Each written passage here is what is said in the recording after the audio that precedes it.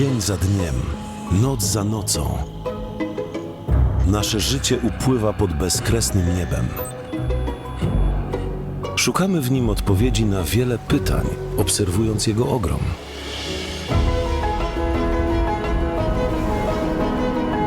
Marzymy o rzeczach wielkich, ale życzymy sobie rzeczy prostych.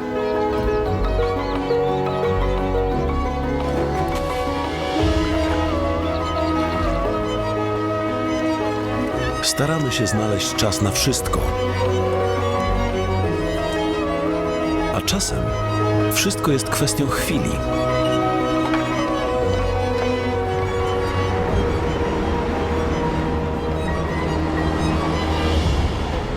Bywa, że jesteśmy gdzieś kilka chwil przed czasem.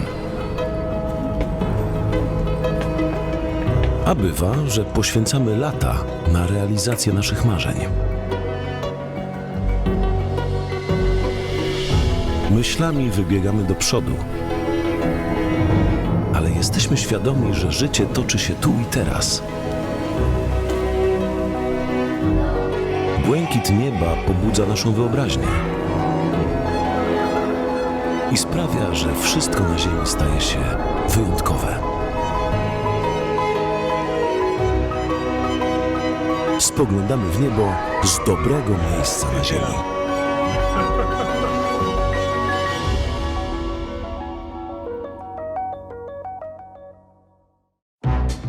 Widzisz? Z każdym rokiem zmieniają nasze życie. Wiesz, co to? Podpowiem ci. Dzięki nim nie muszę robić 7-milowych kroków, by szybko i wygodnie dotrzeć do celu. Mówiąc prosto z mostu, bez nich trudno byłoby mi znaleźć się na drugim brzegu. Sprawiają, że sięgam gwiazd, nie ruszając się z miasta. Pozwalają mi złapać wiatr w żagle. Ich obecność każdemu wychodzi na zdrowie. Dlatego wszystko u nas gra. Kolej na ciebie. Czy już wiesz, o czym mowa? To jasne jak słońce. To wszystko dzięki funduszom europejskim. Razem z nimi zmieniamy region dla ciebie.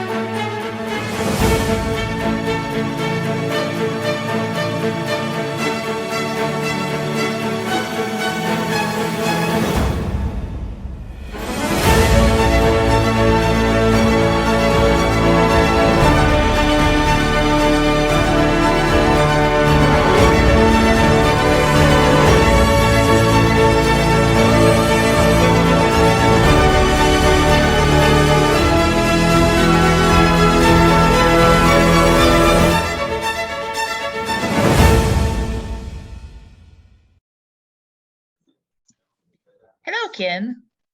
Hello, Maria. How are you? Hello, how are you? I'm very well, thank you. Yeah, What about I'm very you? good.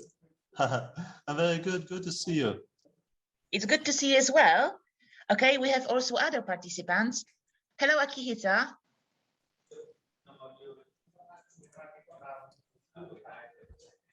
Do you hear us? Okay. Oh, yes, Hello. yeah. How Nice are to meet you? Nice to meet you. Imelda, hello. Hi, Maria. Nice to meet you. Nice to meet you as well, yes. And we have John as well. Hello, John.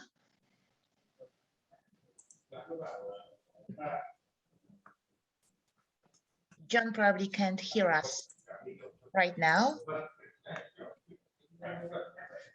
John, can you switch on the camera?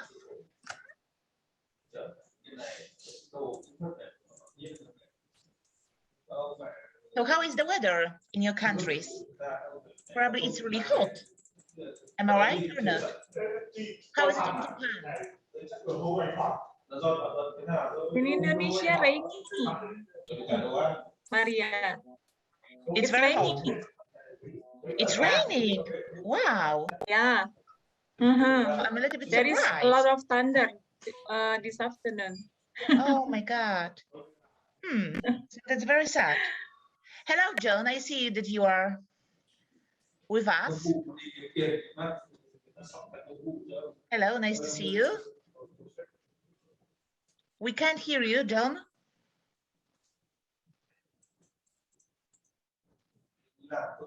There is a problem probably with microphone.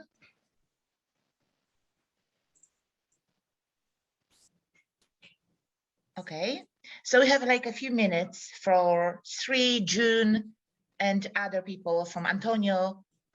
So if we can wait, it will be absolutely great. So how is it in Japan, the weather in Japan right now? Weather in Japan, it's very hot. Hot. Okay. Well, it's How like many summer. degrees? How many degrees do you have? From 28 to 30. Oh, wow. So I'm moving to Japan right now. Well, it's already autumn, should be. But so it's extraordinarily warm or hot. So it's the same like here. It should be autumn right now. I mean, it is, but it's quite hot because we have like 20 degrees. So it's quite hot, like for autumn, for October. Climate change.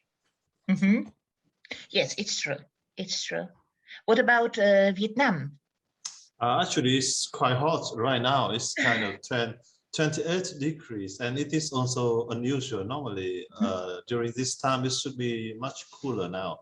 But in the next few days, we will have, the cold wind coming from the north. So the degree will drop to about 20, 21. Wow, amazing. Yeah, so it's much better. I think that I can, think better in the cold weather rather than in the hot weather.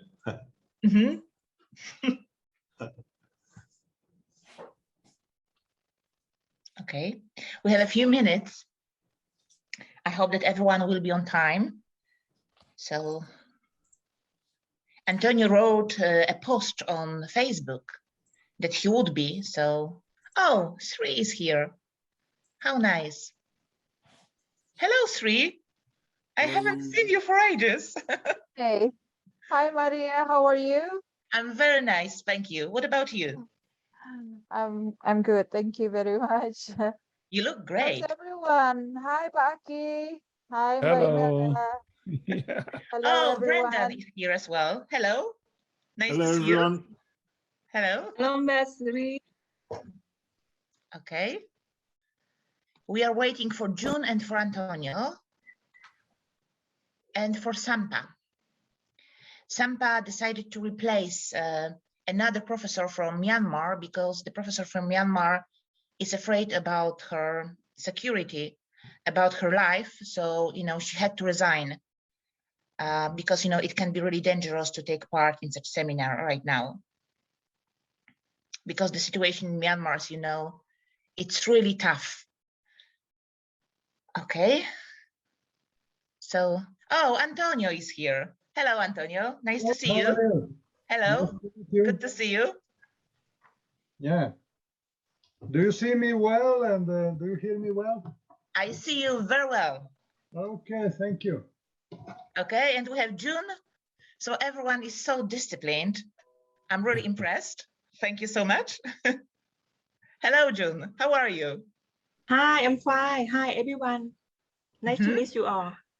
Nice to meet you all. Yes, exactly. So we are waiting for one person from India. And we can start. Yes.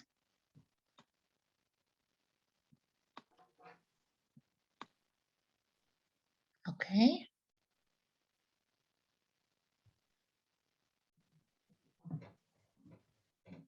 I'm very glad that you accepted my invitation. Honestly. Thank you so much. Thank you. You're welcome. Thank you very much. Our pleasure. I know, Brendan, that you told me that you are extremely busy, especially right now as a new Right dean. now, yes. So thank you for it as well. No problem. Okay. We have a person, Nimita, but I'm not sure if it's the same nick. Sampa, are you with us or not?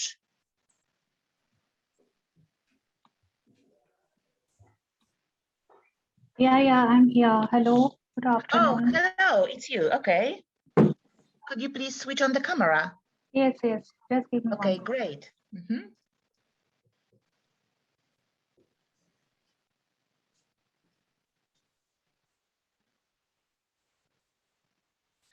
I can't see you right now. Can you see me? Oh, hello. Yes, nice to see you. Yeah. So we have Sampa as well. So everyone is here. So thank you so much that you are on time. I really appreciate it. Thank you very much. So please let me start because we can start our seminar right now. So ladies and gentlemen, it's my honor and pleasure to moderate today's panel on security issues in Southeast Asia. I would like to begin by introducing the distinguished speakers. I would like also to ask you if you can say some words about yourself. So can we just start exactly in such order as I see you on the screen? So Professor Akihisa from Japan, could you please say a few words about yourself? Hello, everyone. From Japan, it's good evening. It's 6 o'clock in the evening. I'm staying at home, but it's very hot. It should be the autumn, but it's very hot. So I'm using air condition at home.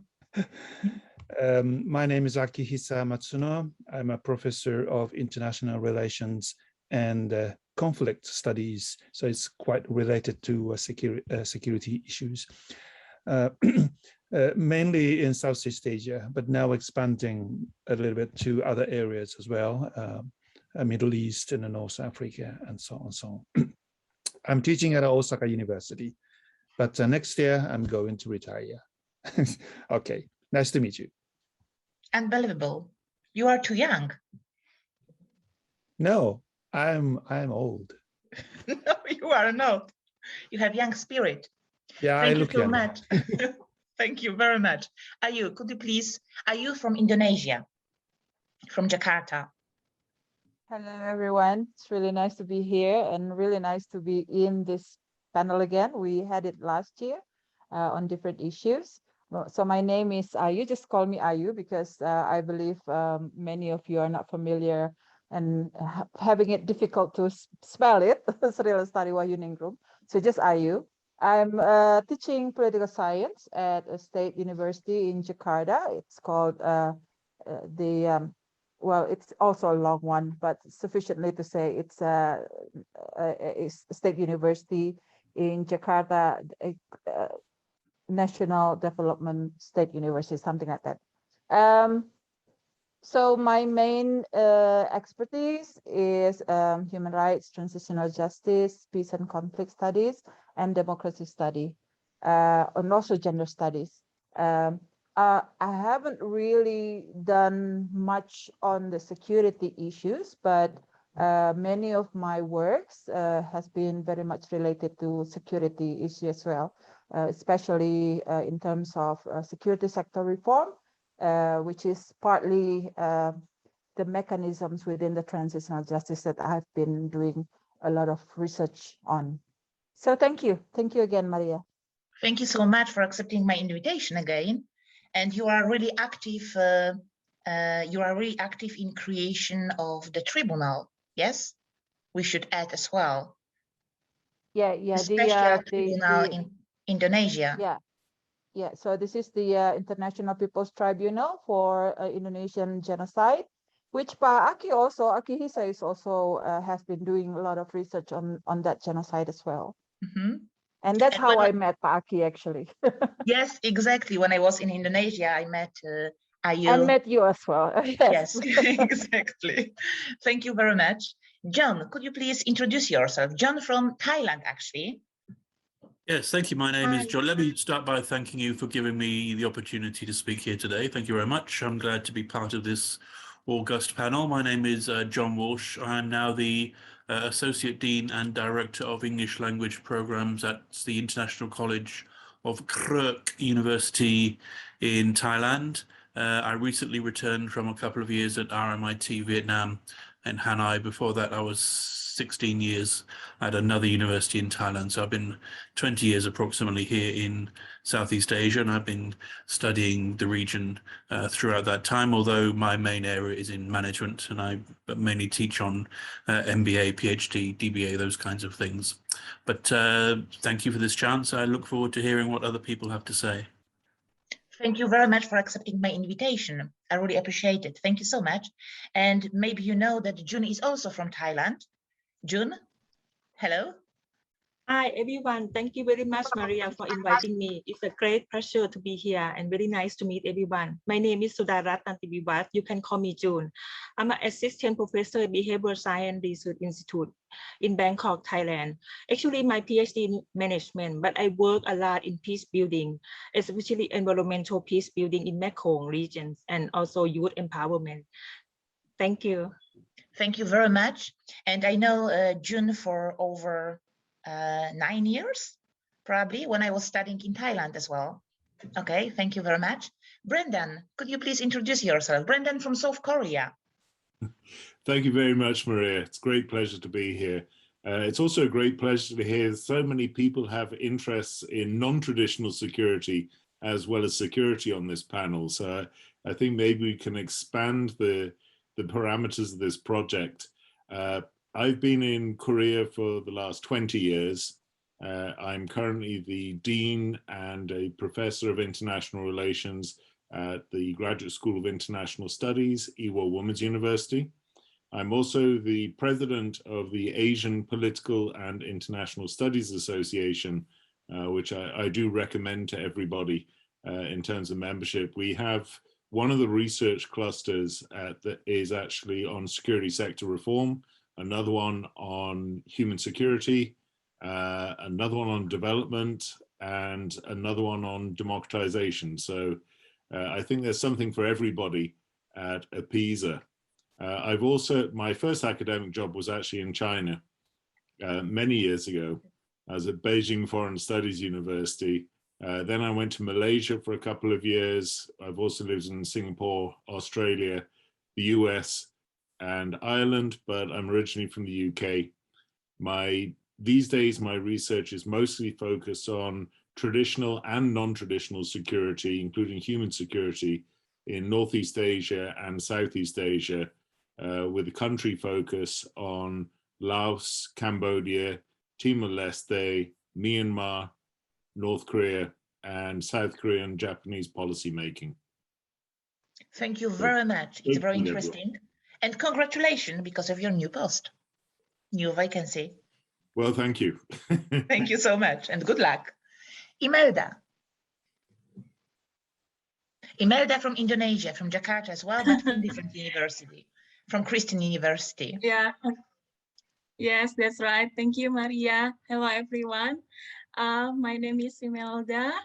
I think I am the only student in this panel. Is it right?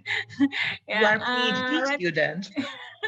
Yeah, right now I'm pursuing a PhD degree at Asia Pacific Regional Studies at Donghua University in Taiwan.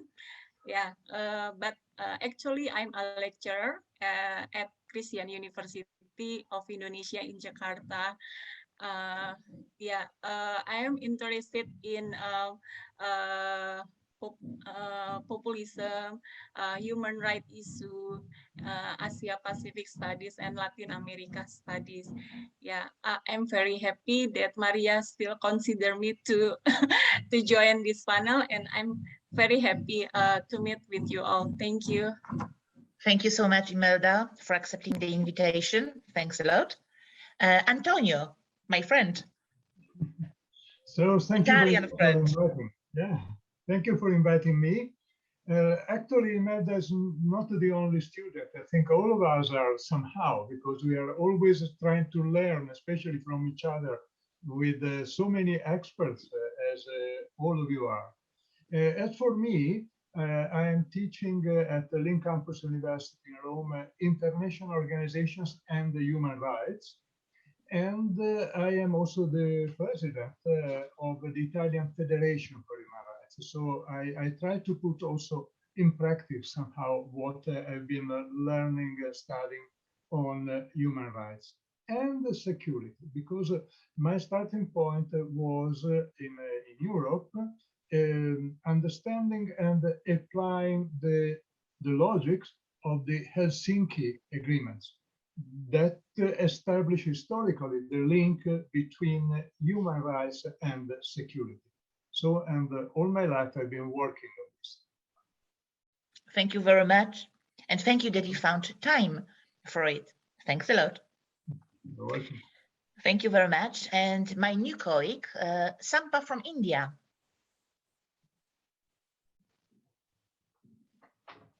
Hello, good afternoon. I am Dr. Shampa Kundu from India, New Delhi, India. First of all, thank you, Maria, for having me in this wonderful panel. I'm really delighted to be a part of this panel, and I'm grateful to you. I am happy to know that I'm sharing this panel with so many expertise on the issues of security in Southeast Asia. Talking about myself, I'm working with a think tank in New Delhi, which is Research and Information System for Developing Countries, RIS. I particularly do work on India-ASEAN relations. So I'm working with India-ASEAN Center at RIS. Yeah, and I look forward towards all the presentations and the deliberations in this panel. Thank you. Thank you very much. And my new colleague as well, Kien. Could you please introduce yourself? From Vietnam. Yes, thank you very much, Maria, for inviting me to this panel. It's my great pleasure to be here. And as a newbie, I look very much forward to discuss and learn from all of you. My name is Dr. Lê Trung Kiên. Please just call me Kiên. I have, I have the experience working as a director of the, Mekong Forums Corporation of the Ministry of Foreign Affairs before being posted in the Consulate General of Vietnam in Shanghai for 3 years. And then I am now the Assistant Director General and also the Director of Center for Security and Development Studies of the Institute for Foreign Policy and Strategic Studies of Vietnam. So my expertise is very much focused on the Vietnamese foreign policy, the technology, competition between the US and China, and also on the Mekong issues. Thank you very much and look forward to have the discussion. Thank you so much, and thank you for accepting the invitation. Okay, so when we look into the dictionary, we can just read that security is considered as a state of being free from danger or threat. But we all know that security should be analyzed from different perspectives, from political, economic, cultural, social, human, and so on. we know that we are not able just to deal with all aspects of security in this short panel. So I hope that you will mention about the main problems in the region. I have some questions to you. So if you don't mind, I would like just to start from the main problems in the region. What kind of problems we can face in the region? Who would like just to start?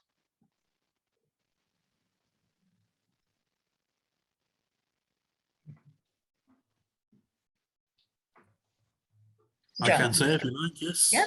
So I think the one word answer is China. And in addition to that, we have global climate change and the effects of mitigating climate change on the potential economic systems of the country, of the various countries, particularly Brunei, with which I'm concerned, and also the rise of terrorism and of transnational crime, in addition to new forms of non-traditional security threats such as cybercrime and human trafficking and so forth. So a wide range of issues, and those I think are the main ones. Perhaps there are some more. Brendan, please. Yeah, I would like to echo that, but I think even more of a problem is that the focus has been pretty much extensively on national security, on traditional security perspectives, to the detriment, but potentially, of human security and human development.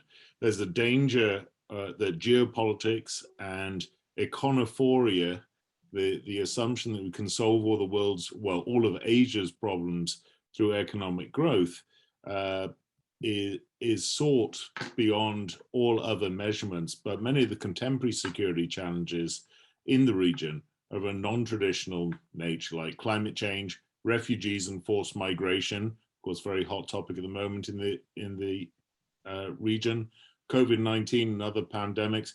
But also I'd argue that the human costs of developmentalism contributing to human insecurity in many countries in the region. Thank you so much, Akihisa, and then Jun. Akihisa, please. Yeah. Well, I pretty much agree with the with China. I think that China is the biggest issue, but also political instability that is caused by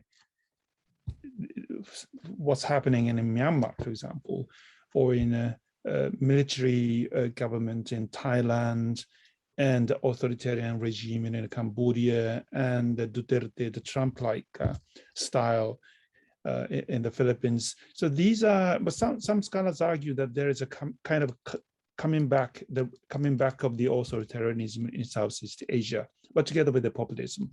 So I think this overall political instability caused by these trends now towards authoritarianism or dictatorship or political instability and so on. So I think that's an important issue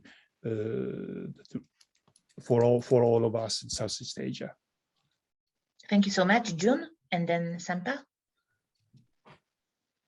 Yes, I agree with everyone, and I would like to echo everyone. That's everyone already speak. I would like to focus on Mekong River, which is the largest river in Southeast Asia, spread in 6 countries, including Thailand, Myanmar, Cambodia, Laos, Vietnam, and some part of China, home to 60 million people, which considered one of the most risk regions of water conflict due to water insecurity. Water insecurity means not having right or access to sufficient quality water. Water insecurity can be having too much or too little water. For example, the lack of rainfall and development of hydropower dam in China cause drought in downstream country. On the other hand, in some years, a high volume of rainfall lead to flood, landslide, and water contamination, cause damage to people's livelihood, property, and farmland. Consequently, Mekong country is under threat of trans-boundary water conflict due to climate change and rapid hydropower dam from China, that built from China mostly, which is likely to lead to significant social, ecological, and cultural destructive in Mekong River Basin. Thank you. Thank you so much. Sampa? Yeah, I absolutely agree with all the speakers. I just want to add one or two points. When we are talking about security issues in Southeast Asia, I think we can also analyze the security issues in Southeast Asia by the nature of the problems or the consequences that the region has been facing because of the problems. For example, Professor Akihisa, he was talking about the security situation in Myanmar. So to my mind, if the security situation within a country can impact the regional architecture, security architecture, then probably the regional consequences will be different rather than the problems that are particularly domestic in nature and will probably not be having regional implications. So I think the nature of the conflict and the nature of the security issues and the consequences of those issues are also very important, and we need to consider those consequences while talking about this particular topic, which is security. So I Thank thought you, I would just add it. Thank you so much, Akihisa. Would you like to comment? No, I think I will talk about that later. Okay, thank you so much. Who'd like to? Yes, Ken, please. Yes, I also concur with others, panelists on the security issues that have been raised. And regarding the COVID-19, I want to add that for the developing countries in Southeast Asia, the health security and the impact to the economic development will, be transformed into the social insecurity, very easily, because in compared to the developed countries, we do not have, the very big resource for the, providing for the vulnerables to the low incomes household, and also to help, more people being impacted by the pandemic. So it is one aspect that I want to emphasize. The second, I also, concur with Sudarat on the water security. For several reasons. First, the 5 Mekong countries, actually, it is already half of the ASEAN, half of the Southeast Asia already. And this water security issues has impact on the millions of people, on their livelihoods, on their culture, and also this kind of disruption to their life. And the third reason is that this water security also, very relates to the geopolitical competition right now. The US, the high-level official of the US, in the many officials, meetings, they raise concerns, about what Sudarat has said, the dam buildings in upstream in China, and so forth, so forth. China, have some, arguments against that. They object that. And so there's a lot of things going on related to geopolitical, competition here.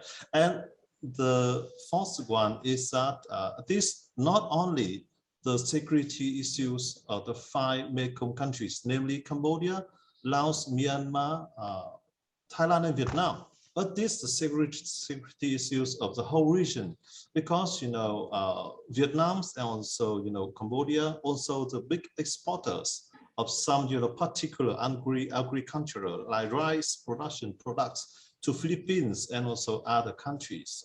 So if something happen here, so this will be the issues of the whole region. Thank you. Thank you very much. Who'd like to add something? Yes, I would like. Oh, yeah. Sorry. Yes, Akihisa, please. So I think that one of the key issues is the authoritarianism, because this is actually a threat also to security, including, for instance, social security. So very often such regimes pretend that they do not respect so much individual freedom, but they ensure somehow social security or social guarantees. This is not the case.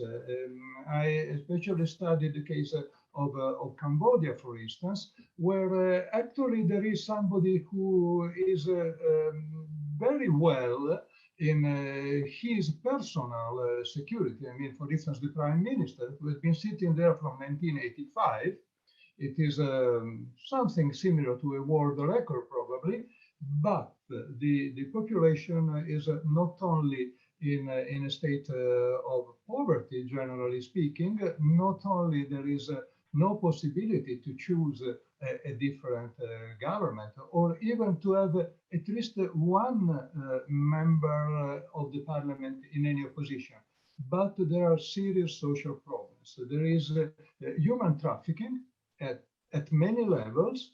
Children are often forced to labor. They are trafficked both in Cambodia and abroad.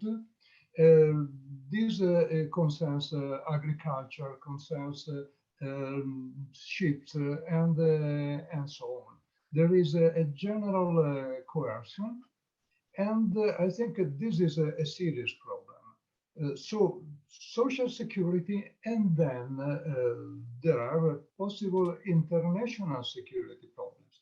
Of course, what is not only influence, but it is a very strong penetration of the Chinese regime in the region, in Cambodia particularly, but not only, can mean a serious security project for all the region. For instance, with the dominance in ASEAN, the strong influence of the Chinese regime can block some resolutions in several cases, and so on and so on. So this is something that I would like to study more and try to find out what can be the next developments. Mm-hmm. Thank you. Ayu. Yes, thank you. I'd like to echo on that from Professor Stango, but also from Professor Matsuno, on that the rise of new authoritarianism, if you like to say, because if I mean in the case of Indonesia, for example, but also if we see Thailand, for example, if you say authoritarianism, and then the state would say we have election, we have all this kind of democracy procedures in place. So where's the authoritarianism? So I'd like to say it's a new kind of authoritarianism, but also it's, for me, it's shown a kind of a illiberal democracy where you denied some certain political rights and the freedom of expressions, and this is when these classical issues, when security vis-a-vis with the freedom of expression and this kind of things, and it's taking place, I think, in some of the countries in Southeast Asia, Myanmar, Thailand, and Indonesia, especially where I'm in now. So the tends to suppress people's voice is increasing significantly, and it is legal in a way. So it's also interesting because with all this security, I mean, the security issues became more complex. The traditional one and non-traditional one, and as you all highlighted, and it is also in the case of Indonesia, even though in Indonesia the most problematic, most problems for the security issues has been the internal one and the non-traditional one. But it's just worsened when the freedom of expression that we gained since 1998, 20 years ago, and now slowly became more and more repressed. And as Pa Akihisa said, the new authoritarianism or illiberal democracy, if I say, arose. And this is worsened by the pandemic, I think, because then everyone, in the name of pandemic, all these, threats or security issues raised, and then the repression for this freedom of expression became more and more heavy in a way. So yeah, just adding to that is the weakened roles of the civil society as well. So that's the implications of the shrinking space of civil space, and it's just weakened the roles of civil society at that context. Thank you. Who'd like to comment or to add something?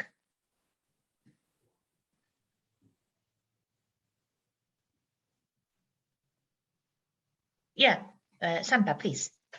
Yeah. And then Imelda. Actually, one new point came to my mind while I am listening to all these wonderful discussion points. That is, the implication of COVID-19 pandemic on economic security. I mean, when we are talking about security, we should also focus on economic aspect of the security, because ultimately economics is very important, right?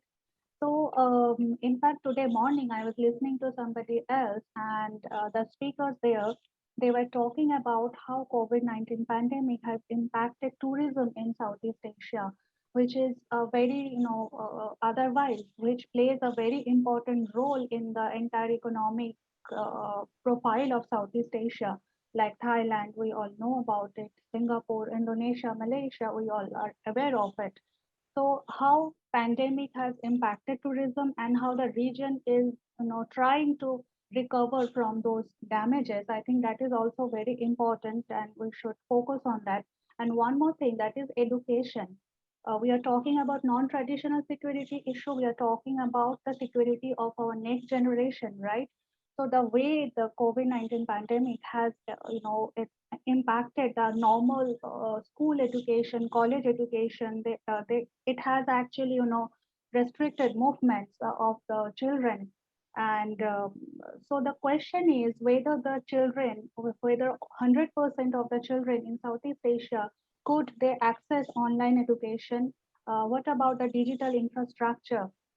Is it in place? Is it accessible to everyone? So I think that is also very important, and we can focus on that as well.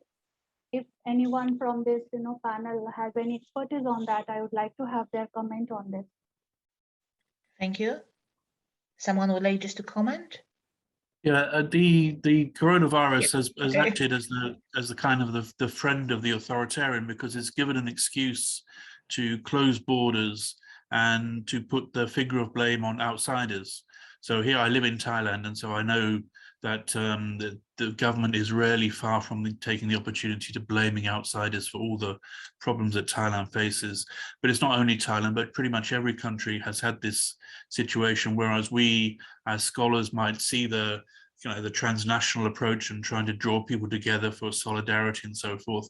But the COVID is the complete opposite of this, and it's brought to a standstill, right? Many of the attempts to build cross-border solidarity and understanding that we might have seen in previous years. And it's going to be a disaster, not just in the health aspect and in the political aspect, but also in the economic impact, which is going to last in the form of broken supply chains and so forth, as well as tourism for many years to come. Thank you so much. So Imelda and then Ken, okay? Thank you. Yeah, thank you, Maria. I just want to go back to Maria's question. It is about what is the biggest security problem in the region. Yeah, I can mention more than 10 security problem maybe in the region, especially in Southeast Asia or in Asia Pacific. They are drugs problem, human trafficking, what is it? Piracy, smuggling, and so on. But I think the most hot security issue for Southeast Asia region right now is about, I agree with Prof. Akisa about South China Sea, yeah, and then terrorism. Yeah, I found out that in 2019, many states in Southeast Asia increased their military expenditure their goal only to face China and the terrorists.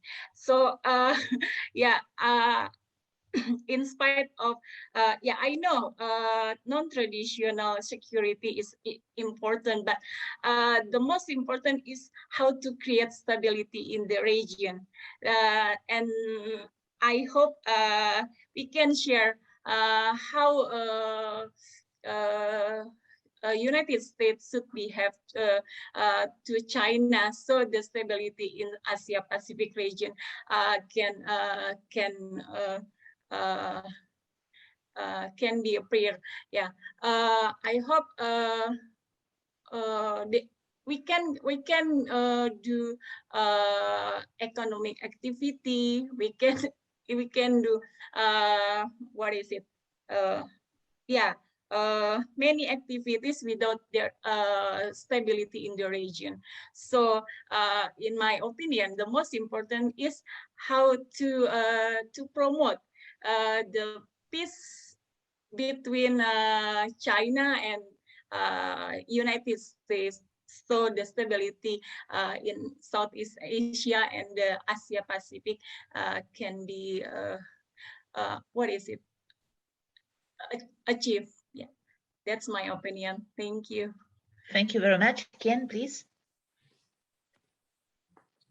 Thank you, Maria. You know that the Association of Southeast Asian Nations, the ASEAN, is a platform, you know, to create a consensus, to create a dialogue platform, not only for ASEAN, but also for other, you know, powers like the US, China, Japan, Russia, etc., you know, to discuss and also, you know, to have the opportunity, you know, to understand each other's on their positions in the region, and also to facilitate, you know, the kind of more peaceful, you know, diplomatic approach in dealing with the, you know, conflicts with the competition among them. So one issue recently is that the question is, when the new mechanism such as the Quad group or the AUKUS will have the impact on the ASEAN centrality. You know, officially, the Quad, you know, they emphasize that they support the ASEAN centrality, but there's also other, you know, discussion, especially among the scholars, that the ASEAN centrality is facing the, you know, serious challenges if you know, the Quads become more, you know, institutionalized, and they have a more prominent role in the region, and whether or not this will, you know, have, you know, creating the counterbalance and contribute positively to the peace and stability in the region, or, you know, it will, you know, create more, you know, waves of, you know, competition, you know, more conflicts between the US and, you know, their allies on the other hand, and China, you know, and their partners on the other hand, and how ASEAN, you know, can play, you know, a more adapting role in, you know, dealing with issues. So I do not have the answer, but this is the one, you know, big question right now. Thank you. Thank you very much. Anyone who would like just to add something or comment? Akihisa, yes, please. Yes, after we identify these categories of issues, maybe we also have to mention some concrete example of security issues such as conflicts. Well, we know there are conflicts in many countries in Southeast Asia. In the Philippines, the Mindanao has been almost finished, I guess, but there is a communist activities, and so the conflict between the communists and the government in peace negotiation collapsed a few years ago. Now they returned to armed conflict once again. Then there is Muslim insurgency in southern Thailand, so-called Deep South, the Patani people raging a rebellion against the central government. And there's a Papua issue in Indonesia, and Rohingya people from Myanmar. It continued to be an international issue. Besides, the Myanmar itself is a whole Myanmar is an issue, but and also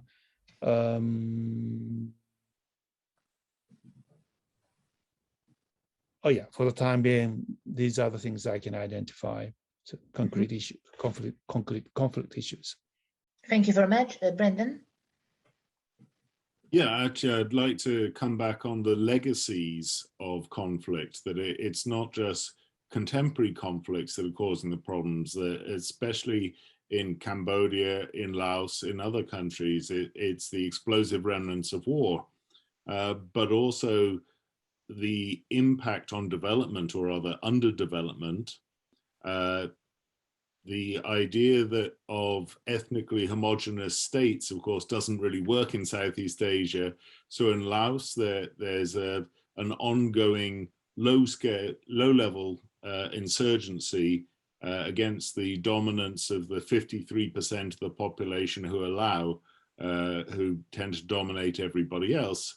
And a lot of the development focus in Laos has been focused on the capital area, on the mega projects, infrastructure projects that benefit the already wealthier sections of society.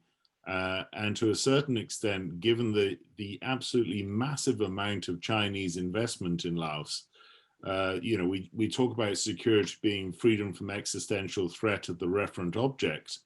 Well, China doesn't need to invade Laos because it's essentially taken over by stealth. And the main competition for Laos is not between the US and China, it's between China and Vietnam, and to a lesser extent, Thailand and Malaysia, in terms of extracting the maximum possible resources from Lao PDR at the expense of the most vulnerable sections of society. So this focus on econophoria and overcoming the contamination of conflict has actually led to not only the country being more insecure in terms of existential threat, but also the most vulnerable people being more insecure, despite dramatic development levels in Laos starting from a very low base. So increased divergence between the haves and the have-nots, the distributive injustice, I would see as one of the major threats in Lao PDR, but also beyond Laos. Throughout the region, I think we have increasing levels of inequality. Thank you very much. Would like just to add something or comment? Yes, Akihisa, please, and then Sorry, once again. Okay. Well, I pretty much agree with Brendan when he said about something about the dealing with the past issues. I actually refrained from talking about that because that itself is not really a security issue, but maybe the topic of dealing with the past comes into our scope when we realize that the region as a whole, Asia, Southeast Asia, is full of conflicts in the past. And these conflicts have never been properly addressed. Then these are potentially explosive sometimes. And even though they are not really manifesting into an armed conflict at the moment, they are certainly an element to instability of the region and the country. So some conflicts are international, some conflicts are national, and I think that dealing with the past is a pretty much big issue, not only in Southeast Asia, but also in East Asia, like countries like Korea, Taiwan, Japan, China. So I think this is very generally an issue in Asia, I want to say. Thank you. Thank you so much. Sampa and then Ayo. Yeah, thank you. I actually would like to talk about the Rohingya issue for for some time, because I think that's something which is not only being felt in Southeast Asia, but also a large part of South Asia feels the implication of the Rohingya refugee crisis, particularly countries like India and Bangladesh, especially Bangladesh. So the question is, I mean, Professor Kian, he was also talking about ASEAN centrality. So I would like to talk about the relevance of ASEAN centrality when we are talking about ASEAN, the Association of Southeast Asian Nations being the the most important regional organization in Southeast Asia. What ASEAN has been doing to address this particular issue of illegal migration, this refugee crisis, statelessness of the Rohingya people? What has been the take of ASEAN? I mean, I know about the meetings and, appointing a mediator and all, and how Myanmar has been taking all these things. So, can we say that ASEAN has not been very successful in handling this particular issue of the Rohingya refugee crisis? Okay, thank you. Ayu and then Ken. Okay, I'm sorry, but I've moved back a bit to the points where Akihisa and Brendan was saying. So maybe after that we can go back to Sampa. Just to add a bit on that is that when we're not properly dealing or addressing properly the past abuses, past injustice, then I think that there remains the big issues also on impunities, and this is exactly where the security sector reform is relevant, and it's significant. But also in many countries, I think that is also failed security sector reform, and that it's just like adding to more problems on how actually we're dealing with security in democratic ways and in accountability enough. Thank you, Ken, and thanks a lot, Ken and Brendan. Yes, thank you, Samba. I also, want to follow up on your very important point. I mean that ASEAN is not designed to solve the security problem of the region. In the very first beginning, ASEAN is designed as a dialogue platform to promote the consensus, to provide the opportunity, for stakeholders, to discuss, to reach consensus, not, ASEAN to make some decision. So we have to do this, do that, so we solve the problem. Unfortunately and fortunately, ASEAN is working, in this way. But for my opinion, the solution so far of the ASEAN, to have the special envoy to Myanmar is a very good step, and this could, encourage the Myanmar, government right now, military government right now, to act more in line with the positions of the whole region. So they have to, pay attention. They have to, calculate their action, not to, isolate, themselves in the region. And another point, I also want to catch on the Brendan point on the bomb remains. Actually Vietnam, we kind of received more bombs, more than the whole total bomb, have been used during the World War II. And it is estimated that we still have, we have kind of the 350,000 tons of live bombs and mines remain in Vietnam. So it is a very important issue, and we have be dealing with that issue for a long time. Sometimes we heard the news that when the people dig the ground for the shopping centers, also they find a very big bomb on the ground in the middle of the city, or something like that is still happening. And the third point I want to raise is that this is the new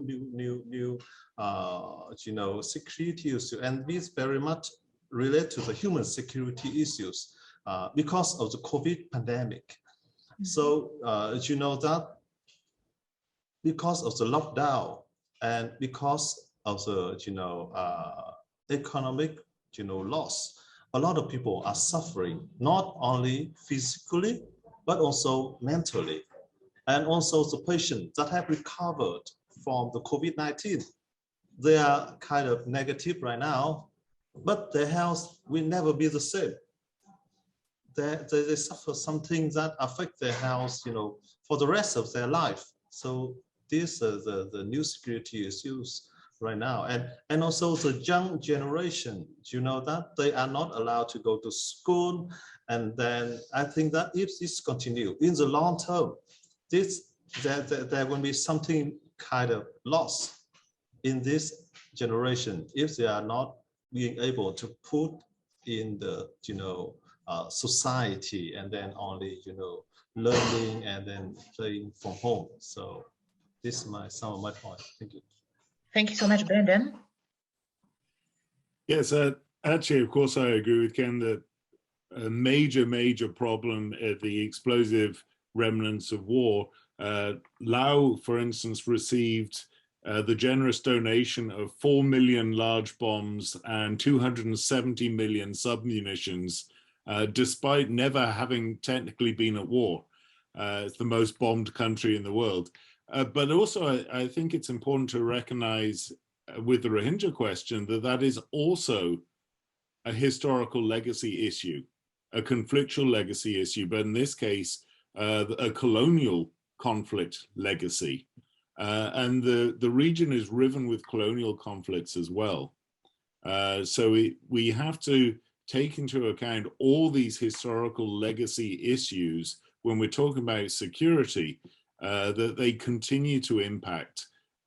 Likewise, the trauma, historical trauma, societal trauma of being on the receiving end of such horrors takes generations to go away, especially when it's not being adequately addressed. With the Rohingya and with ASEAN engaging the Rohingya, I think we can look at a historical example of when Myanmar was in trouble with the rest of ASEAN, and that was Cyclone Nargis and its aftermath, when the West was calling for aid interventions in Myanmar because Myanmar was refusing any assistance in the aftermath of Cyclone Nargis. The way that intervention was eventually allowed was Ban Ki-moon went to Myanmar and persuaded the military junta to allow ASEAN to come in and lead relief operations. And also you have the Trilateral Commission between the government of Myanmar, the UN, and ASEAN. So I think that it's very easy to be critical of ASEAN for not doing enough in security terms, but maybe you actually need the Western hardball approach in combination with a softly approach from ASEAN that keeps the lines of communication open. So good cop, bad cop approach to dealing with regional security issues. Thank you so much. I see that we created a quite long list of quite unconventional risks to security. So if you don't mind, I have another question. What kind of challenges do you see in the region? Can you just identify any challenges and threats at the same time in the region? Yes, Brendan. Well, I can come back on that, but again, I think the problem is that the region is so focused on development, economic development, as a solution to all problems, that this in itself creates security problems, whether it be environmental security, whether it be distributive justice and inequality problems, whether it be inter-ethnic competition for the resources to try to develop your way out of problems, or whether it be the tremendous demand for high-level scrap metal to be used for steel rebar for concrete buildings, where the largest source of this high-end scrap metal is, of course, attached to explosive remnants of war in the region. So this, I think, is perhaps the biggest problem. It's a hidden problem. The developmentalism itself is a cause of security. We talk about underdevelopment being a cause of human insecurity, but development itself is also a major cause of human insecurity, especially when we look at the mega projects like the hydroelectric dams and the huge plantations and even casinos in Laupedia. Thank you, June. If I may add something. Yes. Yes, okay, and June after it, okay? Is it okay? Yes, Antonio? Okay, thank you. Yes, about economic issues and underdevelopment. For instance, let me return to the issue of the penetration of China. In the case of Cambodia, China owns more than 25% of the state debt of Cambodia and is continuing to give credits that probably will never be paid back. In September, the Hussein, the long-term prime minister, announced that he got from China something like $272 million, and how he would spend this. Probably not really for development. The first announcement was done that money will be used to build a new stadium, for 60,000 people near the capital of Cambodia. And okay, some people will be working to build this stadium, but it's not exactly a project for the development of the country. And then comes deforestation and bad use of hydric resources and all the rest. So this is really a very important problem. Thank you, June. Yes, I agree with both Professor Brandon and Professor Antonio about inequality, especially in income inequality is the biggest security challenge in Southeast Asia. Economic distress and loss of opportunity for the poor and vulnerable group have created so many social problems, including health problems such as increase of mortality and morbidity among the poor. Income inequality have increased resentment in the political elite group and also political, like politicians in Thailand and I think in many countries in Southeast Asia also.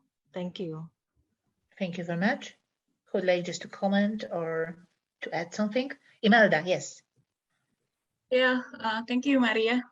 I concerned with the terrorism issue in Southeast Asia, and I think the challenge is it is about the arms supply. Yeah, the state in Southeast Asia cannot overcome the terrorism issue if there is the availability of arms supply to the terrorists. In Philippines, I observed that in the southern, in Mindanao, there is the leader is a kind of warlord. Yeah. So the military has dominant influence in the southern, but the most important is for the government in the Philippines, especially in for Duterte, is to stop the arms supply to the terrorist groups, so it can reduce the threat from the terrorists. Yeah, and I think it is also can happen to Indonesia because we have similar issue against terrorism. Yeah, I think that's what I can add. Thank you. Thank you so much. So actually, June, Sampa, and Brendan, yes, in such order, as you raised a hand. Yes. June, Sampa, and Brendan. Oh no, I'm sorry. I okay. forget to bring my hand down. Sorry. Okay, so Sampa and Brendan. Yeah, thank you. I would like to go back to your question of challenges faced by the region. I think lack of infrastructure is one of the challenges that parts of Southeast Asia face, not the entire Southeast Asia. So I would be talking about, from Indian perspective, I think, there are 4 countries where I would like to focus on: Cambodia, Laos, Myanmar, and Vietnam. And if we are not talking about Vietnam, because that is one country that has really progressed well in the past few years, but Cambodia, Laos, and Myanmar, in these 3 countries, lack of infrastructure, I think, is one of the challenges faced by these countries. I was reading a report where Stimson Center, in fact, they have mentioned that 40% of the population in Myanmar, they do not have access to all-weather roads, which is quite a substantial amount of the population, right? So I think that's one problem. The second challenge, I would like to reiterate what many of our co-panelists have already spoken about, and that is the development gap. And it is not about income inequality within the country, but the development gap within the region. So again, if we have to compare a country like Laos, with Singapore, like that. So the development gap within the region is quite wide, I think. Even though ASEAN has been working on that, ASEAN political security community, ASEAN economic community, they have been working on this direction, so which is quite praiseworthy. And then, yes, I would again agree with most of the professors here, and that is China's strong presence in Southeast Asia, particularly in countries like Myanmar, Cambodia, China-Myanmar economic corridor, which is being implemented. China has been working on this corridor. So I think if this continues, then there will be a strong imbalance in the region in terms of geopolitics. So yeah, these 3 challenges that I wanted to talk about. Thank you very much, Brendan, and then John. Okay, well, first of all, I'd like to return to the terrorist angle. What makes people dangerous terrorists? Is it the proliferation of weapons, or is it the proliferation of terrorist intent? What makes people a terrorist? What makes them want to commit terrorist acts? And I think here you need to get back to the sources of discontent, which could be historical legacies, it could be socioeconomic underdevelopment or inequality. There are lots of potential sources for this, but certainly refugee camps and IDP camps likely to provide breeding grounds for more terrorists. So I think that's at least as important as the proliferation of weapons for the threat posed by terrorism. Likewise, if we look at infrastructure development, Laos is obsessed with becoming land-linked instead of land-locked, and has welcomed massive infrastructure development particularly from China, but also other partner countries like Malaysia for building new railways, the largest of which will be opening in December, but also hard road surfaces are being developed. Yes, these are forecast to dramatically increase the GDP per capita of Laos. But at what cost? I mean, a lot of this, the debt of Laos will never be paid. So it's essentially going to become a client state of China. But also, the problem is that the most vulnerable are relocated to facilitate these infrastructure project developments, often most vulnerable minority groups. But also this vulnerability feeds into the increased ease of human trafficking, drug trafficking, weapon trafficking, and indeed the proliferation and penetration of diseases like COVID-19, but also sexually transmitted diseases are becoming a major problem along these major infrastructure highways in Laos. Thank you. So John, Akisa, and then Ken. John? Okay, thanks. So we have heard that many of the problems underlying the underlying causes from the colonial period, and this gave rise to all kinds of insecurities and inequalities and so forth. And it's been overlaid more recently by capitalist systems which have been adopted or imposed upon all the Southeast Asian countries more or less in different ways. And this in itself has given rise to potential and emerging problems with food security. And we can see, particularly as exacerbated by climate change, that the food systems in just about every country are leading to potential problems in the future, both in terms of food waste or food being sent around the world on an unsustainable basis. And food insecurity emerges as a kind of a second order major problem and challenge for security, which will contribute greatly to cross-border refugee and asylum seeking in the future. Thank you so much, Akisa, and then Ken.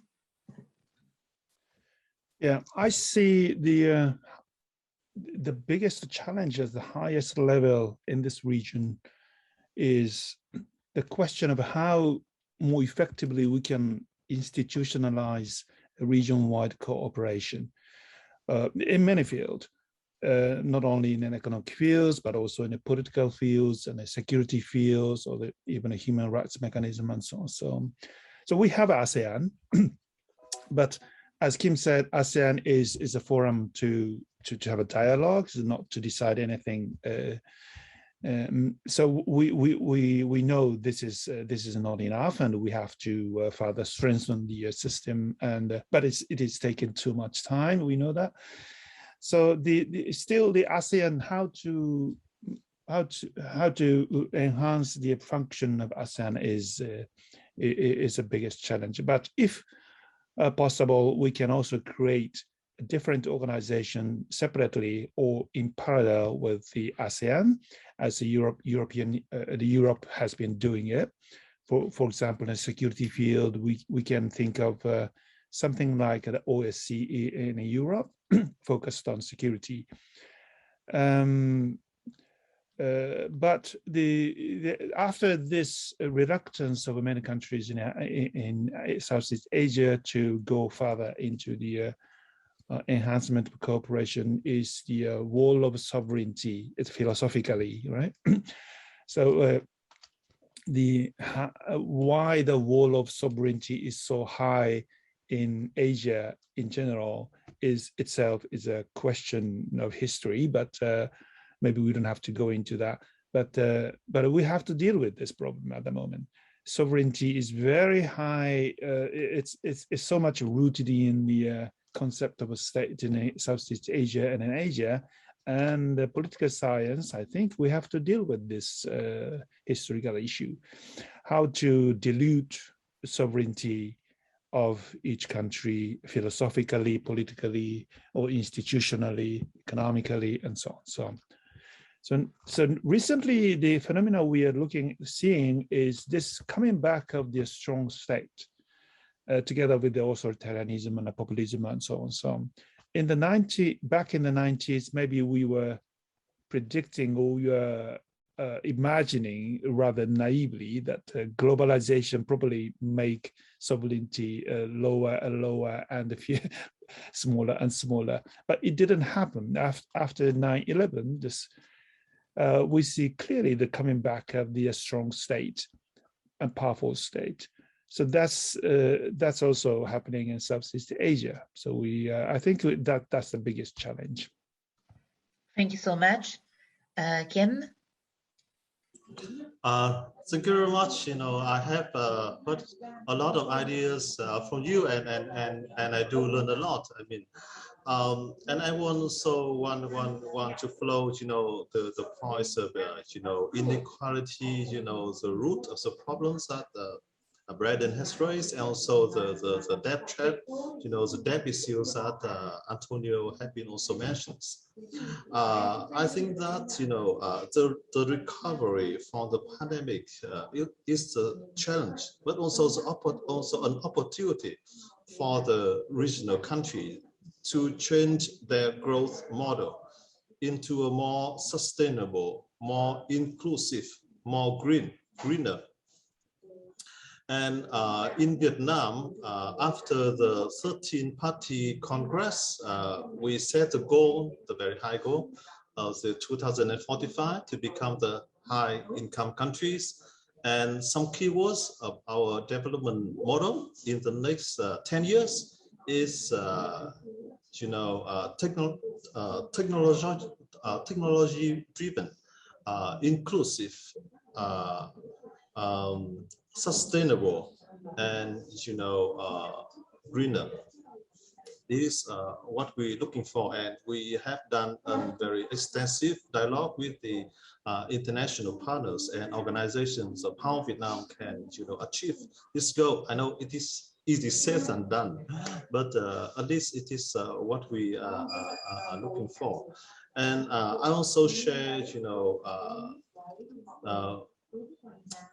the issues of the debt trap and the debt issues in some countries like Laos and Cambodia. It is true, but in the end, we have to think that if it is not China, so what is the alternative? That to invest in the infrastructure require a lot of money, and the rate of return is not very high, for the investors. So in this sense, again, I also want to take this opportunity to thanks Japan, Professor Akisa-san. Japan is a very good friend of Mekong countries, and Japan has invested a lot of money on developing the infrastructure in the Mekong sub-region. For example, in the Mekong-Japan Cooperation, in the last 10 years, Japan has dispersed like $18 billion into the Mekong countries, mostly in the infrastructure field. But the demand is a lot. The demand is a lot, and no single countries can have enough supply to infrastructure development in the Southeast Asia. And again, it is a question of it is not China. When the US or the Western country will jump in and make that investment so that Laos and Cambodia can have their infrastructure to develop? This is a serious question, I think, that we have to think of. So thank you. Thank you. Would ladies to comment or add something? Yes, Brendan, please. No, I'm just saying I'm sorry I have to go now. So I'm waving goodbye to everyone because I have another appointment. But Okay. It's great to meet you all and see you all soon. I look forward to our future collaboration. Thank you so much, Brendan. See you soon. Bye. See you. Bye.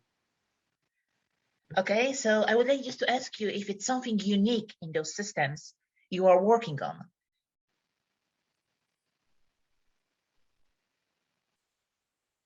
Something unique, for security in those countries you are working on.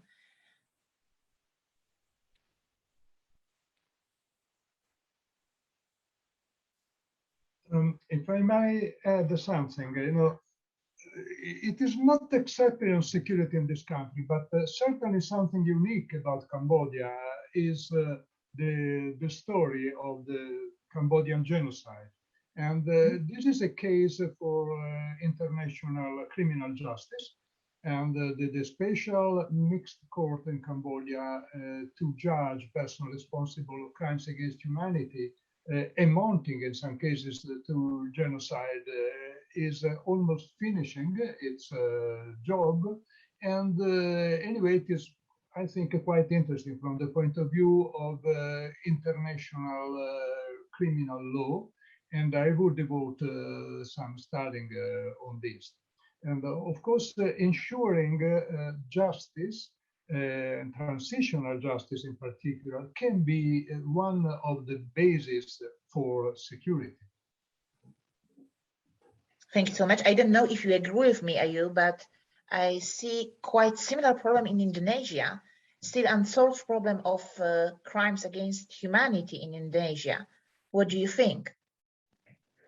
Yeah, I totally agree with that.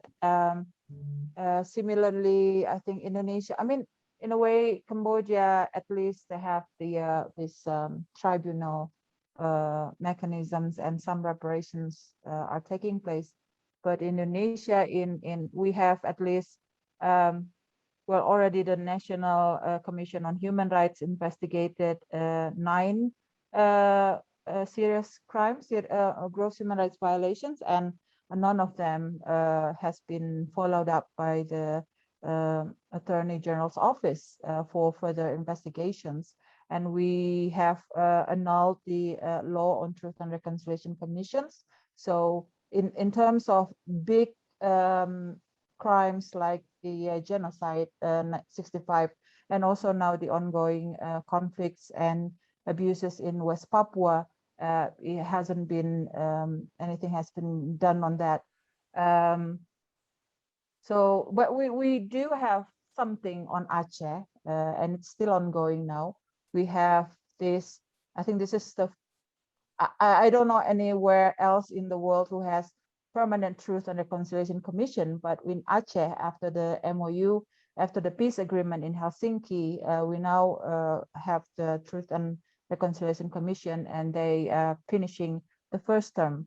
But that's the only thing, I mean, it's the only thing that we have. But I think in terms of security, as I mentioned earlier, what is also quite serious for me is, I mean, the security sector reform itself, it failed in a way, and we can see impunity. Out of 107 names that was accused of perpetrating past human rights abuses, and 0 has been punished. So it's a total impunity, and we can see patterns of violence repeated again and again and again, and no accountability on that. And this is, I think, what is, I don't know if it is unique for Indonesia, but I think it's also in other countries. But I think what is also, you know, the issues are also with this, the military, the police, and the state intelligence agency been in the last few years, the strict roles and authorities, responsibilities between those 3 has becoming blurred in a way, because, you know, we also have issues on the growing strong tendency for new authoritarianism and illiberal democracy. But at the same time, these elements of security sector has been, you know, making their own territorial power in a way too. So they're competing each other, but also they're trying to absorb all the resources they need to preserve their own interests. Like the military is recruiting students for this, what do you call, military service with the Ministry of Education, and they absorb a lot of money from that. The police is making another militias, civil militia groups, and then also the intelligence unit, the intelligence agency, also have their own special force, and they all of them involved in the management of pandemic, the COVID-19. So it's interesting because, you know, the tracking of COVID trace has been done by the intelligence unit, but the military involved in the making of vaccine, and police also involved in a lot of things that, you know, dealing with the pandemic. So in a way, we don't see clear roles of the security sectors elements in Indonesia. I don't know if that is also the case in other countries, but I think that is something that is quite also unique in the case of Indonesia. Thank you so much. Would like just to add something or comment? Oh yes, Ken, please.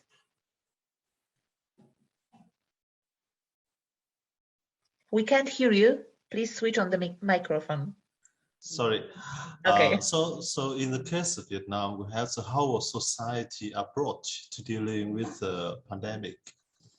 And in this sense, the security force, also the military, play a very important roles, in mobilizing the resources together with the health staff, and also with the people, volunteer participating in these efforts. And we have achieved at least something until the Delta variant broke out, and in our case the security force has played a very important role in helping in dealing with the pandemic. Thank you very much. Anyone?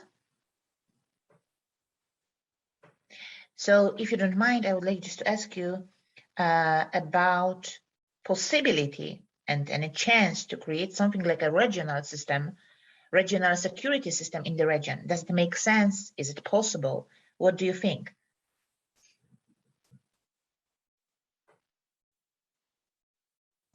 Yes, John, please. John and then Akihisa. Okay, thank you. From the perspective of Brunei, it's going to be particularly difficult because Brunei has a national ideology of acting through diplomacy, deterrence, and holistic defense, by which they mean we don't trust our neighbors very much, and we want to go it alone together with our external partners.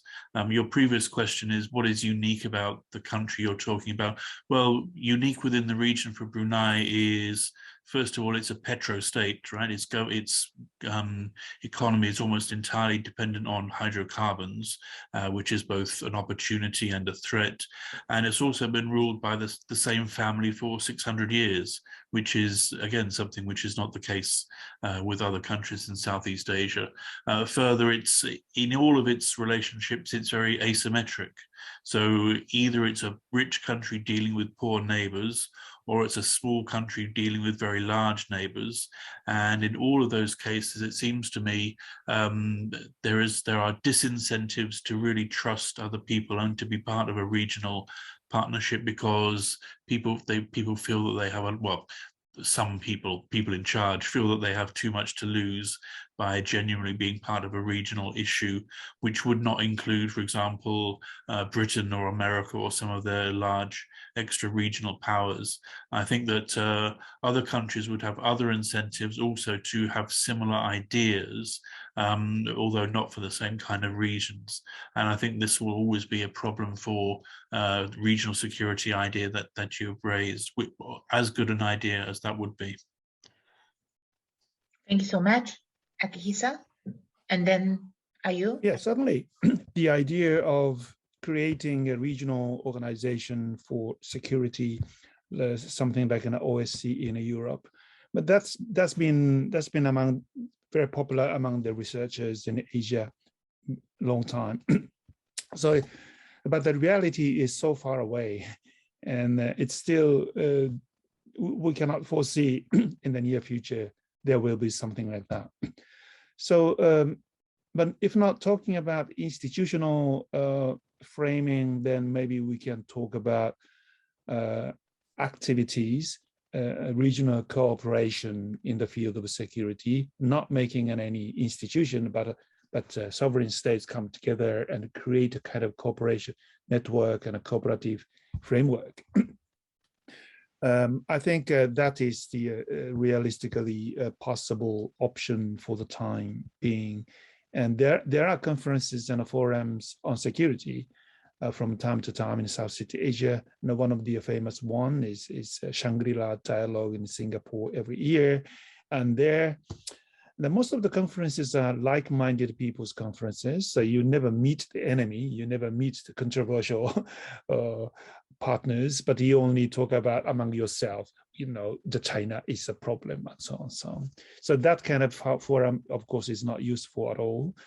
So the Shangri-La conference is, yes, only good opportunity, but it is organized from outside ASEAN. The organizers are Britain and Japan, and but it's held in Southeast Asia.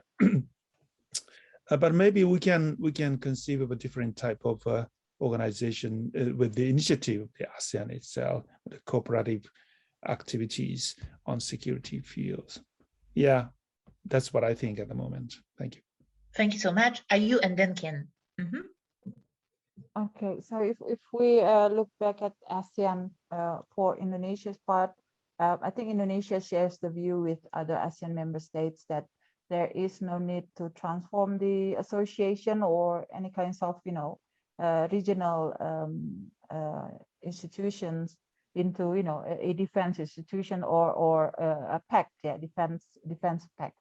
Indonesia, I think, expects that the defense cooperation would contribute to the more on the vision, the realization of the vision of Asian Security Community, ASC, and this is the official ASEAN platform, and I think it is more concerned on that rather than the issues of this regional security whole things. And I think maybe through the regional cooperation, like Aki was saying, but also one security issue that I think that's also quite impossible for Indonesia to discuss it with the neighbors or in ASEAN. There's also this internal it's been there, the internal security issues on secessionism, the West Papuan case, and it's I think it's a big no-no for Indonesia to discuss it with its neighbor and with basically anyone who wants to intervene with that. But to me, it's perhaps it's also important to find ways to somehow let the regional also touch on these issues on West Papua and the ongoing crimes that has been taking place there. I mean, the Melanesian countries has been quite vocal on this, but the South Asian countries has never said anything, not a bit, on this issue. Yeah. Thank you so much. Ken and then Antonio. Ken? Yes, I also concur with your proposals, and we have several options. The first option is that we establish something new, institutional, mechanism for dealing with the security issues in Southeast Asia. And also, I also very much agree with you that we have many challenges in realizing this initiative. The political wind, and also the very diverse of Southeast Asia countries, and actually to have some kind of collective security. Normally, we need some outside, very serious threat in order, for the Southeast Asian country to have the, enough political commitment to establish some kind of security, regime. But I don't think that we have that, powerful, outside threats, to ASEAN right now, and I think that not every, ASEAN countries consider, China as a security threat. Maybe some country, some areas, but in the general term, I don't think it is the approach of the region right now. So the second option is that we have to strengthen and, provide, more impetus to revitalize, the current regimes, such as the ASEAN regional forums. Or we also have the ADMM plus in the ASEAN, very much dealing with the security issues, and with that kind of already in place mechanisms, another option is that how can we strengthen, update, have some kind of revision that is acceptable to all members of that mechanism. So we do it step by step. Given we do not have the very strong unified political trust among the regional states, like the situation in Europe. So this is my contribution. Thank you. Thank you very much, Antonio, and then Imelda. Yes. Yes, I would like to share the opinion of our colleagues about the practical non-possibility to create in that region something similar of the Conference on Security and Cooperation in Europe, now Organization for Security and Cooperation in Europe. As you know, when the conference was convened in 1975 in Helsinki, there were, or in 1973 was convened, there were already 20 years of talks to arrive to that. And there was one Western superpower, the United States, that was there supposing to guarantee the development of the conference for Europe, although it was quite far geographically from Europe. So in the case of Southeast Asia, this is not the case. I would also add that currently, even the Organization for Security and Cooperation in Europe is under threat especially from the Russian Federation, from some other like-minded countries that very often try to block the agenda. For instance, not convening the annual Human Dimension Implementation meeting in Warsaw, because if there is no consensus, they cannot hold the meeting. And so everything is risking to stop even in that part of the world. And of course, it is much more difficult in Southeast Asia, given the predominant role of the Chinese regime. Then what can be done? It is quite hard to say. There are a series of small mechanisms of difficult implementation and sometimes even with the counter effects. There are the sanctions.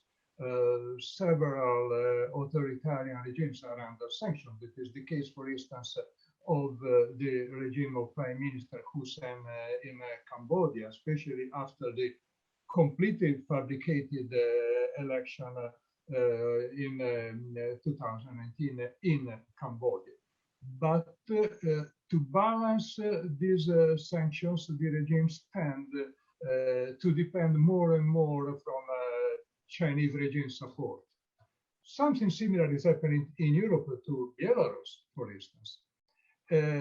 So it is a delicate issue, and it is really necessary to pay a lot of attention to what is happening over there and try to find, maybe even through academic and civil society exchange, try to find out what each of us can possibly do in the direction, in the good direction, I would say. Thank you very much. Imelda and then Sampa. Yeah, thank you, Maria. Yeah, I observed the Philippines for this issue. Yeah, in my observation, the unique security issue in the Philippines is about Duterte Philippines pivot to China. Yeah, it is unusual for the Philippines. You know that the Philippines is ally of the United States, and then when the Duterte shift to China, it is a challenging issue and a unique for the Philippines foreign policy. But in 2021, especially in July or August 2021, we know that Duterte sign a security agreement with United States. So in this case, I thought that for Philippines to overcome the security problem in his country, Philippines will rely on United States. Yeah, but I think as ASEAN is also important for the Philippines, especially to face the problem of South China Sea and then the terrorism. As you know, Duterte needs support from the Vietnam, Brunei, and then Malaysia, and Thailand to force the China to respect the 1982 UNCLOS, and then to overcome the terrorism. Yeah, there is a cooperation between Philippines and Malaysia and Indonesia. So even ASEAN is a loser organization, but I think it brings benefit to the member, and yeah, we must confess that for the developing countries, the organization usually is created to be a loser organization, not as strict as the European. Yeah, because there are many benefits of having a looser organization than a strict organization, just like European Union. Thank you. Thank you so much, Sampa. Yeah, thank you, Maria. I think talking about separate and new security institution or organization for Southeast Asia is not feasible right now, because again, the threat perceptions of Southeast Asian countries are very different from each other. For example, the way Vietnam perceives its threats are very different from what Laos or Myanmar would like to think about its national security, right? So I think that's not feasible right now. Having mentioned that, I think it would be very wise for us if we can think about how we can strengthen the existing mechanisms, the existing regional institutions. For example, ARF, East Asia Summit, ADMM and ADMM Plus. So these four mechanisms are already there. So why to think about another new organization or another new institution? I mean, what to add if we are thinking about another new institution? And one more thing, ASEAN has recently published, I think in 2019, the ASEAN Outlook on Indo-Pacific, where ASEAN has specifically mentioned what it wants from the Indo-Pacific, right? From this notion of Indo-Pacific. So I think ASEAN is very clear about it. And ASEAN has a clear perception about Indo-Pacific, where it wants to situate itself in the Indo-Pacific. So I think that is very positive side. And we have to look into that aspect, that how we can talk about ASEAN's more positive role in the Indo-Pacific rather than talking about any other new security institution. I mean, Indo-Pacific is also a new conception. It's not a new, completely new concept. It was there. It's just that it has resurfaced, re-emerged. With more rigor and more willingness. So I think that's where we can think about ASEAN in the Indo-Pacific and what ASEAN can contribute to the development of this large geographic space. Thank you. Anthony, you wanted to add something as well? And I expect also the last few words from John and June. Yes, Antonia? I just have to go now because I didn't tell you, but today I'm not in Rome, I'm in Dublin. And, yes. And here we had a very interesting meeting on communication and disinformation. That is, by the way, a key issue also for Southeast Asia. Disinformation penetrated every country in different ways, even about COVID pandemic, and with great damages. So I'm going now, but thank you everybody, and I'm sure we will do many other things together. Thank you so much. Last comments from June and from John, and we will be finishing because it's quite late in Japan. Yes, and Akihisa probably is really tired right now. So it's quite late in Japan, so that's why. John, would you like to add something? Yes, John, please. Me? Okay, sure. As everyone agree that climate change presents serious risk to Southeast Asia, right? Actually, the Vietnamese government have established Resolution 120 on the sustainable and climate resilient development in the Mekong Delta.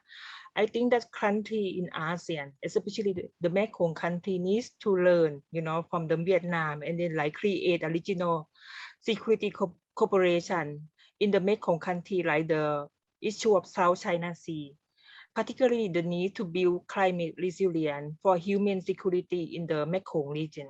Thank you. Thank you so much. John? Okay, well, I realize this is the end and I don't really want to introduce a new subject right at the end, but I thought I would mention yes, the topic is quite wide. Yes, so we are not able just to deal with all aspects. Yes. Yeah. The issue of technology, which is kind of a double-edged sword because internet technology enables greater communication, as Antonio was just saying.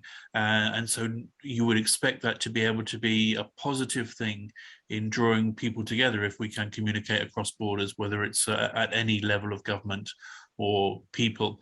But there's also the negative aspect, because I know when I was living in Vietnam, the Vietnamese government wanted to introduce the smart city concept. And one big aspect of that was the facial recognition software through security purposes to identify who was doing what, where at all times. I mentioned Vietnam because I was living there. It's not the only country to do this. And I'm sure I'm not the only person to think this is kind of a sinister thing to have introduced into your country. And so I mentioned the technology as a thing we could consider as a security issue, both in its positive and kind of a negative aspect. Thank you so much. And I would like just to say thank you so much to all of you for sharing your knowledge, observations, for participation in the seminar. And I hope that we will be collaborate in the future again. Thank you very much. It was a pleasure to meet you.